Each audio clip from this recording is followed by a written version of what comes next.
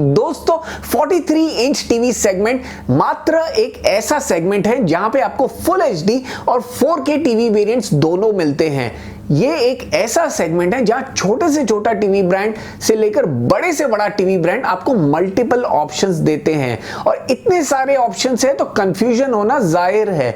इस वीडियो में हम आपका इस कंफ्यूजन को थोड़ा सा दूर करेंगे और क्योंकि यहाँ पे ऑप्शंस इतने हैं, कंटेंट इतना बड़ा है, वीडियो को दो पार्ट में डिवाइड करेंगे। इस वीडियो में बात करेंगे best 43 inch full HD TVs के बारे में और अगले वीडियो में बात करेंगे बेस्ट 43 इंच 4K टीवीज के बारे में। तो अगर आप एक बढ़िया सी 43 इंच टीवी लेने का सोच रहे हैं तो इन वीडियोस को अंत तक देखना। आगे बढ़ने के पहले जो लोग नए हैं नीचे दिया हुआ लाल सब्सक्राइब बटन दबा दीजिए और अपने बंधु के साथ जुड़ जाइए और रेगुलर वीडियो अपडेट्स के लिए बेल आइकन जरूर दबाइए। दोस्तों मैं हूं मनु, आपका शॉपिंग बंधु। लगे हाथ, शुरू करते हैं।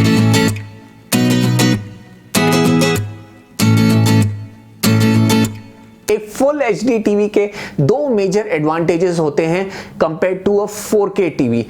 पहला एडवांटेज, अगर आप अपनी टीवी पे स्टैंडर्ड डेफिनेशन कंटेंट ज्यादा देखते हैं सेट टॉप बॉक्स कनेक्ट करके, तो स्टैंडर्ड डेफिनेशन फुल एचडी पे बेटर दिखता है। स्टैंडर्ड डेफिनेशन कंटेंट 480p पे होता है जो खिंच के 1080p पे आपको अपने फुल एचडी टीवी पे दिखता है। अगर आप standard definition content 4K TV पे देखें तो वो उसे और 4 गुना ज्यादा खींचना पड़ता है उन पिक्सेल्स को और आपको इतनी क्लैरिटी नहीं देखने को मिलती है। यहाँ पे जो टीवी की अपस्केलिंग टेक्नोलॉजी होती है वो भी काम में आती है, लेकिन फिर भी एक फुल एचडी टीवी आपको बेटर स्टैंडर्ड डेफिनेशन कंटेंट दिखाता है compare to a 4K TV. और दूसरा मेजर एडवांटेज, एक फुल एचडी टीवी आपको सस्ते में मिलता है, थोड़े पैसे बच जाते हैं compare to a 4K TV. तो ये दो मेजर एडवांटेजेस हैं। साथ ही साथ एक सवाल जो कई लोग पूछते हैं कि क्या 4K कंटेंट एक फुल एचडी टीवी में चल पाता है या नहीं। देखिए 4K कंटेंट आप फुल एचडी टीवी पे डेफिनेटली देख पाओगे, लेकिन जो रेजोल्यूशन होगा उस कंटेंट का वो स्केल डाउन होके फुल एचडी रेजोल्यूशन पे होगा, यानी कि 1080p रेजोल्यूशन पे। अब बात कर लेते हैं मार्केट में कौन कौन से फुल एचडी टीवीज हैं 43 इंच सेगमेंट में और कौन कौन सी टीवीज आपको देखनी चाहिए अगर आप एक बढ़िया सी 43 इंच फुल एचडी टीवी लेने का सोच रहे हैं। दोस्तों मार्केट में करंटली आपको ढेर सारे टीवी ऑप्शंस देखने को मिल जाते हैं। इन्हें हम कैटेगराइज कर लेते हैं ऑपरेटिंग सिस्टम वाइज। तो पहली कैटेगरी है वो टीवीज की जो सर्टिफाइड एंड्रॉइड ऑपरेटिंग सिस्टम के साथ आती है, जहां पे आपको सैन्यो काइजन, व्यू की प्रीमियम, व्यू की अल्ट्रा, साथ ही साथ Nokia TV, Motorola ZX, MI की 4A, MI की होराइजन सीरीज, रियलमी टीवी इत्यादि आपको देखने को मिल जाती है। दूसरी कैटेगरी है उन टीवीज की जो फायर टीवी ऑपरेटिंग सिस्टम के साथ आती है, जहां पे आपको 3 ऑप्शंस देखने को मिल जाते हैं, Amazon basics, Onida fire TV और साथ ही साथ अकाई की फायर टीवी। तीसरी जो कैटेगरी है, यहाँ पे 4 ब्रांड्स आ जाते हैं जो अपने अपने ऑपरेटिंग सिस्टम लेकर आते हैं। LG अपने वेब ऑपरेटिंग सिस्टम के साथ आती है, Samsung Tyson operating system, Toshiba विडा ऑपरेटिंग सिस्टम और माफ कीजिएगा सोनी जिस टीवी के साथ आ रही है वो उनका खुद का नहीं है, वो लिनक्स बेस्ड ऑपरेटिंग सिस्टम के साथ आ रही है जो सबसे बेसिक ऑपरेटिंग सिस्टम है। तो यहाँ पे करेंटली आपको 6 डिफरेंट ऑपरेटिंग सिस्टम वाली टीवीज देखने को मिल जाती है। अब सवाल उठता है कौन सी टीवी आपको लेनी चाहिए। सबसे पहले हम बात कर लेते हैं सर्टिफाइड एंड्रॉइड ऑपरेटिंग सिस्टम वाली टीवीज के बारे में। दोस्तों आई एम श्योर आपने कभी ना कभी एंड्रॉयड मोबाइल तो यूज किया ही होगा। आई एम श्योर काफी लोग अभी भी एंड्रॉयड मोबाइल फोन्स यूज कर रहे हैं, मैं खुद भी यूज करता हूं। और एक बात आप नोटिस करना, आपका जो मोबाइल फोन है उसमें कम से कम 2 GB रैम होगा और 2 GB रैम अगर आपके मोबाइल फोन में है तो आई एम श्योर आप हैंगिंग इशू से काफी परेशान होंगे, क्योंकि 2 GB रैम भी काफी कम होता है एक मोबाइल के लिए आज के डेट में। तो इस बात को आपको सबसे ध्यान रखना है, गांठ पकड़ के रखना है। दोस्तों एंड्रॉयड ऑपरेटिंग सिस्टम सबसे ज्यादा रिसोर्स हंग्री ऑपरेटिंग सिस्टम है, सबसे ज्यादा रैम चाहिए होता है उसे यूज करने के लिए बाकी के 5 ऑपरेटिंग सिस्टम से अगर एंड्रॉयड को कंपेयर किया जाए तो इस बात को आपको ध्यान में रखना है। और आपको अगर एक एंड्रॉयड सर्टिफाइड एंड्रॉयड टीवी लेनी है, सर्टिफाइड एंड्रॉयड टीवी, इसे ध्यान रखिए, सर्टिफाइड एंड्रॉयड टीवी लेनी है तो आपको कम से कम 1.5 GB या 2 GB का रैम होना चाहिए अपनी टीवी पे। 1 GB का रैम आपको कई ब्रांड्स देते हैं, वो टीवी आपको नहीं लेनी है, क्योंकि फ्यूचर में जाकर 1 साल 1.5 साल जाकर वो टीवीज हैंग होना शुरू हो जाती है। टीवी स्टार्ट होने में काफ़ी टाइम लगता है, आपसे 1 से 1.5 मिनट निकल जाता है टीवी स्टार्ट होने में, टीवी बंद करने में। तो आपको ऐसे चक्कर में नहीं पड़ना है। और अगर हम इन टीवीज की बात करें, इन टीवीज में सिर्फ एक टीवी है जो आपको 1.5 GB रैम देती है, बाकी सारी टीवीज आपको 1 GB रैम देती है। तो उन सारी टीवीज को मैं बिल्कुल भी रेकमेंड नहीं करूंगा। वहां पे मैं उनके डिस्प्ले को, उनके ऑडियो को बिल्कुल भी नहीं देखूंगा, क्योंकि मुझे पता है कितना भी अच्छा डिस्प्ले हो, कितना भी अच्छा ऑडियो, कितनी भी अच्छी बिल्ड क्वालिटी हो, मुझे एक्सपीरियंस अच्छा नहीं मिलने वाला है। टीवी जब मैं ऑन करूंगा काफ़ी देर बाद शुरू होगी, काफ़ी मुझे कुछ चेंज करना होगा, काफ़ी लैग होगा उस टीवी में, टीवी बंद करने के टाइम भी काफ़ी लैग होगा, तो वो मुझे एक्सपीरियंस नहीं चाहिए, बहुत इरिटेटिंग एक्सपीरियंस होता है। तो उन टीवीज़ को मैं बिल्कुल भी रिकमेंड नहीं करूंगा। तो यहाँ पे सिर्फ एक टीवी बच जाती है, वो है नोकिया की टीवी। इसके बारे में डिटेल में हम बाद में बात करते हैं। अब बात करते हैं हम उन टीवीज के बारे में जो Amazon के फायर टीवी ऑपरेटिंग सिस्टम के साथ आती है, यानी कि Amazon basics TV, Onida fire TV और अकाई फायर टीवी। दोस्तों तीनों टीवी में आपको बहुत बढ़िया एक्सपीरियंस मिलता है। तीनों टीवी का जो सॉफ्टवेयर एक्सपीरियंस है बहुत बढ़िया है। लेकिन यहाँ पे मैं आपको एक बात कहना चाहता हूँ, ओनिडा की जो टीवी है वो 2nd जनरेशन फायर टीवी है, यानी कि जो पिछले साल उनकी टीवी आती थी उनमें भी फायर टीवी ऑपरेटिंग सिस्टम था। Amazon बेसिक और अकाई पहली बार फायर टीवी ऑपरेटिंग सिस्टम लेकर आए हैं अपनी टीवी में। साथ ही साथ अगर हम तीनों टीवी की सर्विस को भी देखें तो यहाँ पे ओनिडा की सर्विस बाकी के दोनों ब्रांड से बेहतर है। और साथ ही साथ बिल्ड क्वालिटी की बात करें तो ओनिडा फायर टीवी इस साल बहुत ही बढ़िया बिल्ड क्वालिटी और लुक्स के साथ आ रही है compare to Amazon basics TV और अकाई की फायर टीवी। तो यहाँ पे मैं Amazon बेसिक टीवी और अकाई फायर टीवी को रेकमेंड नहीं करूंगा। तो ये मेरा दूसरा सिलेक्शन है, Onida fire TV. Again detail में हम इस टीवी के बारे में बाद में बात करेंगे, पहले बात कर लेते हैं बाकी के 4 टीवीज के बारे में। LG की टीवी जो वेब ऑपरेटिंग सिस्टम के साथ आती है, सैमसंग की टीवी जो टाइजन ऑपरेटिंग सिस्टम के साथ आती है, तोशिबा की टीवी जो विडा ऑपरेटिंग सिस्टम के साथ आती है, और सोनी की टीवी जो लिनक्स बेस्ड ऑपरेटिंग सिस्टम के साथ आती है। चारों टीवीज अपने अपने जगह पे अच्छी टीवीज हैं, काफ़ी बढ़िया बिल्ड क्वालिटी देती है, काफ़ी बढ़िया पिक्चर क्वालिटी देती है। तो टोटल आपके पास ये 6 टीवीज आ जाती हैं जिन्हें आपको कंसिडर करना है। अब इनमें से कौन सी आपको चूज करनी है उसके बारे में बात कर लेते हैं।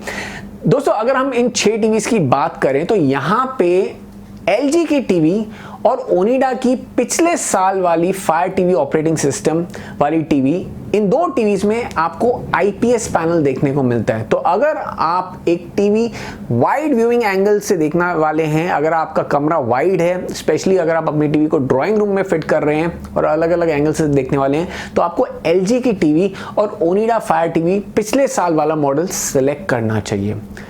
बाकी के जो 4 टीवीज हैं उनमें आपको VA पैनल देखने को मिलता है, यानी कि आपको कॉन्ट्रास्ट रेशियो, कलर्स बहुत बढ़िया देखने को मिलेंगे, लेकिन व्यूइंग एंगल्स कहीं ना कहीं थोड़े से कॉम्प्रोमाइज्ड हैं। बाकी पिक्चर क्वालिटी में ज़्यादा फर्क नहीं है इन टीवीज में। 6 के 6 टीवीज बहुत बढ़िया टीवीज हैं, लेकिन जब आप अपने लिए टीवी चूज करने वाले हैं आपको अपने रिक्वायरमेंट्स देखने हैं। पहले हम देख लेते हैं यहाँ पे नोकिया टीवी के स्पेसिफिकेशंस को। अब आपको स्क्रीन पे दिख जाएंगे। इस टीवी की सबसे खास बात है इसका ऑडियो। ये फ्रंट फेसिंग ओंक्यो साउंड बार के साथ आती है। ये करेंटली इस सेगमेंट में आपको बेस्ट ऑडियो दे रही है। तो अगर आप अपने लिए एक टीवी लेना चाहते हैं जिसमें आपको बेटर ऑडियो चाहिए, आपके घर में होम थिएटर सिस्टम या फिर साउंड बार नहीं है, तो ये टीवी बहुत बढ़िया है। काफ़ी अच्छी ब्राइटनेस आपको मिलेगी। इसका एंड्रॉयड भी काफ़ी स्मूथ चलता है, रिमोट भी बहुत बढ़िया दिया हुआ है। ऑडियो तो जैसे कि मैंने कहा बेस्ट इन क्लास है। साथ ही साथ स्पेशली अगर आप बेडरूम में फिट करना चाहते हैं तो ये परफेक्ट है। व्यूइंग एंगल्स जैसे कि मैंने कहा इस टीवी में थोड़े से ऑड हैं, क्योंकि VA पैनल में आपको अच्छे व्यूइंग एंगल्स नहीं मिलते हैं। नहीं तो ये TV one of the best TVs है। स्पेशली अगर आप एक एंड्रॉयड टीवी लेना चाहते हैं, आपको बेस्ट ऑडियो चाहिए, तो आपको और कहीं देखने की ज़रूरत नहीं है। इसके बाद अगर हम बात करते हैं अगली टीवी यानी कि ओनिडा फायर टीवी के बारे में, तो ओनिडा फायर टीवी आपको दी बेस्ट सॉफ्टवेयर एक्सपीरियंस देती है। सारे टीवीज को अगर आप कंपेयर करें तो बेस्ट सॉफ्टवेयर एक्सपीरियंस आपको ओनिडा फायर टीवी में ही मिलेगा। और इस साल का मॉडल आपको बेस्ट लुक्स भी देता है, लुक्स इसके बहुत बढ़िया है, और साथ ही साथ ऑडियो भी काफी इंक्रीज किया हुआ है। अगर मैं इस टीवी को पिछले साल की ओनिडा फायर टीवी से कंपेयर करूं तो एक मेजर चेंज है। पिछले साल वाली टीवी में आपको आईपीएस पैनल मिलता है, इस साल वाली टीवी में आपको वीए पैनल मिलता है। तो अगर आपको बेटर व्यूइंग एंगल्स चाहिए तो आपको पिछले साल वाला सिलेक्ट करना है, लेकिन पिछले साल वाले मॉडल में आपको ऑडियो इतना अच्छा नहीं देखने को मिलता है। 16 वॉट का साउंड आउटपुट है, इस साल वाले मॉडल में आपको 20 वॉट का साउंड आउटपुट सुनने को मिलता है। और साथ ही साथ इस साल वाले मॉडल में आपको बेटर बिल्ड क्वालिटी और बेटर लुक्स मिल रहे हैं। मेरे हिसाब से ये बेस्ट टीवी है इस प्राइस पॉइंट में। अगर आपको एक अच्छा बिल्ड क्वालिटी चाहिए, आपको अच्छा लुक्स चाहिए, आपको अच्छा सॉफ्टवेयर एक्सपीरियंस चाहिए, और स्पेशली जैसे मैंने कहा अगर आप एक बेडरूम के लिए टीवी लेने का सोच रहे हैं तो ये बेस्ट टीवी है। ऐसा नहीं कि ये ड्राइंग रूम में आप फिट नहीं कर सकते, डेफिनेटली आप कर सकते हैं, लेकिन वीए पैनल वाला जो पैनल होता है उसमें आपको उतने अच्छे व्यूइंग एंगल्स नहीं मिलते। तो आपको इस बात का आपको ध्यान रखना, मैं बार बार कहूंगा, क्योंकि कई बार ऐसा होता है कि आप वाइड रूम के लिए वीए पैनल वाली टीवी ले लेते हैं और फिर आपको लगता है कि ये थोड़ी सी गलती हो गई। तो आपको ये इस बात का आपको ध्यान में रखना है, जो भी टीवी वीए पैनल के साथ आती है उसमें व्यूइंग एंगल्स थोड़े से फीके होते हैं, तो आपको उतने अच्छे वाइब्रेंट कलर्स देखने को नहीं मिलेंगे। अगर आप उसे इस टीवी को एक एंगल से देखेंगे, सामने से देखेंगे, तो आपको बहुत अच्छा एक्सपीरियंस देखने को मिलने वाला है। और स्पेशली अगर आप उनमें से जो लो लाइट में टीवी देखते हैं, डिम लाइट में टीवी देखते हैं, अंधेरे में बैठ के टीवी देखते हैं, तो आपको वीए पैनल बहुत बढ़िया एक्सपीरियंस देता है। तो इस बात को आप जरूर ध्यान में रखिए। तो आपको अपने रिक्वायरमेंट को देखिए और फिर सेलेक्ट कीजिए। ओनिडा आपको 2 ऑप्शंस देता है, एक आईपीएस पैनल के साथ और एक वीए पैनल के साथ। सॉफ्टवेयर एक्सपीरियंस आपको दोनों टीवी में सेम ही मिलता है। बात कर ले बाकी की टीवीज के बारे में, तो एलजी की टीवी आईपीएस पैनल के साथ आती है, वेब ऑपरेटिंग सिस्टम के साथ आती है, सारे के सारे एप्लीकेशंस आपको इस टीवी में देखने को मिलेंगे। बहुत ही स्मूथ चलती है ये टीवी, इसका जो रिमोट है फैंटास्टिक है, दी बेस्ट रिमोट के साथ आती है टीवी इस सेगमेंट में। साथ ही साथ overall experience, overall after sales experience भी आपका एलजी के साथ बहुत अच्छा होने वाला है। तो अगर आपको एक ऐसी टीवी चाहिए जहां आपको हैसल फ्री सर्विस चाहिए, आपको सब कुछ अच्छा चाहिए, स्मूथली चले, तो ये टीवी आपके लिए परफेक्ट है। साथ ही साथ ड्राइंग रूम्स के लिए मैं इस टीवी को रेकमेंड करूंगा। आपको बहुत बढ़िया व्यूइंग एंगल्स मिल जाएंगे, कलर्स, ब्राइटनेस भी इस टीवी के बहुत बढ़िया है।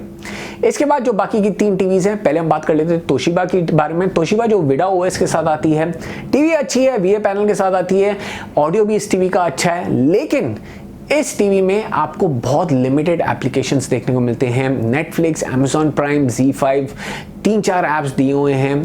कंपनी ने कहा है कि मार्च तक और ऐप्स इसमें देखने को मिलेंगे। अब देखने को मिलेंगे कि नहीं मिलेंगे ये कंफर्म मैं नहीं कर सकता, ये कंपनी को करना है। तो ये एक लिमिटेड एप्लीकेशंस है। अगर आप सेट टॉप बॉक्स लगाकर टीवी एंजॉय करना चाहते हैं तो ये टीवी परफेक्ट है आपके लिए, लेकिन अगर आपको स्मार्ट टीवी एक्सपीरियंस चाहिए तो वो आपको इस टीवी में नहीं देखने को मिलेगा। इस बात का आपको ध्यान में रखना है। बाकी इस टीवी का जो पिक्चर क्वालिटी है, इस टीवी का जो ऑडियो है, लाजवाब है। साथ ही साथ इस टीवी को बिल्ड क्वालिटी और लुक्स भी काफ़ी डिसेंट है। बात कर ले सैमसंग की टीवी के बारे में, तो सैमसंग टाइजन ऑपरेटिंग सिस्टम के साथ आती है, पिक्चर क्वालिटी काफ़ी डिसेंट है, ऑडियो भी डिसेंट है। सैमसंग की टीवी कई लोग लेना पसंद करते हैं, one of the best TVs होती हैं, ड्यूरेबल होती है, सर्विस अच्छी होती है, लेकिन पर्सनली मैं इस टीवी को इतना रेकमेंड नहीं करूँगा। कई लोग लेना चाहते हैं, ले सकते हैं, लेकिन अगर मैं इतना पैसा दे रहा हूं टीवी के लिए, क्योंकि सैमसंग की इस टीवी की प्राइसिंग काफ़ी हाई है, तो मैं शायद एलजी की टीवी लूं, जो मेरे हिसाब से बेटर ओवरऑल डील है, क्योंकि उसका सॉफ्टवेयर एक्सपीरियंस सैमसंग के टाइजन ऑपरेटिंग सिस्टम से थोड़ा सा बेटर है। लेकिन फिर भी ये खराब नहीं है। आप डेफिनेटली सैमसंग की इस टीवी को, वंडरटेनमेंट सीरीज वाली टीवी को कंसिडर कर सकते हैं। इसके बाद बात कर ले सोनी की टीवी के बारे में। सोनी की ये टीवी इस सेगमेंट में आपको बेस्ट पिक्चर, बेस्ट ऑडियो देती है। हालांकि नोकिया की टीवी से इसका ऑडियो थोड़ा सा कम है, लेकिन नोकिया की टीवी में आपको फ्रंट फेसिंग ऑडियो स्पीकर्स मिलते हैं। तो यहाँ पे जो बाकी के टीवीज है जिनमें आपको डाउन फेसिंग या बैक फेसिंग ऑडियो मिल रहा है, उनसे अगर हम कंपेयर करें तो सोनी की टीवी आपको बेटर ऑडियो दे रही है। तो जैसे कि मैंने कहा, बेस्ट ऑडियो सेकेंड लेवल पे बिहाइंड द नोकिया टीवी, लेकिन picture quality is the best. Again ये टीवी तोशिबा टीवी जैसे प्रॉब्लम फेस करती है। यहाँ पे आपको काफ़ी लिमिटेड एप्लीकेशंस देखने को मिलते हैं। डिज्नी हॉटस्टार इस टीवी में नहीं है। काफ़ी लोग पूछते हैं कि डिज्नी हॉटस्टार इस टीवी पे कब आएगा। काफ़ी देर से सोनी कह रहा है कि इस पे डालेगा, लेकिन अभी तक सोनी ने नहीं डाला है इस टीवी पे। साथ ही साथ इस टीवी में आपको ज़्यादा एप्लीकेशंस नहीं देखने को मिलेंगे जो आपको दूसरे ऑपरेटिंग सिस्टम में देखने को मिलते हैं। तो ये सेम प्रॉब्लम जो आपको तोशिबा में मिलेगा वो आपको सोनी के इस टीवी में मिलता है। लेकिन जैसे कि तोशिबा टीवी की पिक्चर क्वालिटी, ऑडियो क्वालिटी अच्छी है, इस टीवी की picture quality, audio quality best है। आप डेफिनेटली इसे कंसिडर कर सकते हैं, लेकिन इसकी प्राइसिंग बहुत ज़्यादा है, तो इस बात का आपको ध्यान में रखना है। करीबन 35,000 रुपीज़ में आपको ये टीवी मिलती है। क्या आपको 35,000 रुपीज़ इसमें इन्वेस्ट करना है, या फिर इस प्राइस सेगमेंट में आपको एक अच्छी सी 4K टीवी लेनी है? तो इस बात का आपको ध्यान में रखना है। अगेन, इस टीवी को मैं रेकमेंड करूंगा फॉर इट्स क्वालिटी, लेकिन फॉर वैल्यू फॉर मनी मैं शायद इस टीवी को रेकमेंड नहीं करूं। लेकिन कई लोग होते हैं जो पूछते हैं कि बेस्ट 43 इंच टीवी बताओ, best 43 inch full HD TV बताओ। तो ये है best 43 inch full HD TV, लेकिन ये बेस्ट वैल्यू फॉर मनी मेरे हिसाब से नहीं है। तो यहां पे अगेन कंक्लूड करें तो अगर आपको बजट में एक अच्छी एंड्रॉयड टीवी लेनी है जिसमें अच्छा ऑडियो भी हो, क्योंकि अगर आपके घर पे साउंड बार या होम थिएटर नहीं है तो नोकिया की ये टीवी आपके लिए परफेक्ट रहेगी। अगर आपको एक ऑलराउंडर टीवी चाहिए अच्छे प्राइस सेगमेंट में जो आपको अच्छी पिक्चर क्वालिटी दे, आपको अच्छे लुक्स के साथ आए, अच्छी बिल्ड क्वालिटी दे, डिसेंट ऑडियो दे और बहुत बढ़िया सॉफ्टवेयर एक्सपीरियंस दे, एक ओवरऑल अच्छा एक्सपीरियंस दे, तो मेरे हिसाब से दी बेस्ट टीवी होगी आपके लिए ओनिडा फायर टीवी। अगर आप एक ड्राइंग रूम के लिए, वाइड रूम के लिए, बड़े रूम के लिए टीवी लेने का सोच रहे हैं तो आपके लिए बेस्ट टीवी है LG की ये टीवी। अगर आपको the best 43 inch full HD TV चाहिए तो आपको सोनी की ये टीवी लेनी चाहिए जो आपको बेस्ट पिक्चर क्वालिटी और ऑडियो क्वालिटी देगी, लेकिन आपको एप्लीकेशंस नहीं देगी। तो अगर आप उनमें से जो सेट टॉप बॉक्स कनेक्ट करके टीवी देखने वाले हैं तो आपको और कुछ टीवी देखने की ज़रूरत नहीं, यही आप ले सकते हैं। लेकिन अगर आपको सॉफ्टवेयर एक्सपीरियंस चाहिए तो शायद आपको इस टीवी में कुछ कनेक्ट करना पड़े, फायर टीवी स्टिक या फिर गूगल क्रोमकास्ट कुछ कनेक्ट करना पड़े ओवरऑल इसे यूज करने में, ओवरऑल मजा लेने में इस टीवी का। बाकी आपके क्या ख्याल है, क्या विचार है और क्या सवाल है, कमेंट सेक्शन भर दीजिए। कोशिश करूंगा आपके सवालों के जवाब दूं। फिर मिलेंगे अगले वीडियो में जहां पे हम बात करेंगे बेस्ट 43 इंच 4K टीवीज के बारे में। तब तक इस वीडियो को लाइक कीजिए, अपने दोस्तों के शेयर कीजिए और जो लोग नए हैं इस चैनल को सब्सक्राइब कीजिए और नीचे लाल सब्सक्राइब का बटन दबाकर फिर मिलेंगे। जैसे कि मैं हमेशा कहता हूं, स्टे हेल्दी, स्टे मोटिवेटेड। जय हिंद।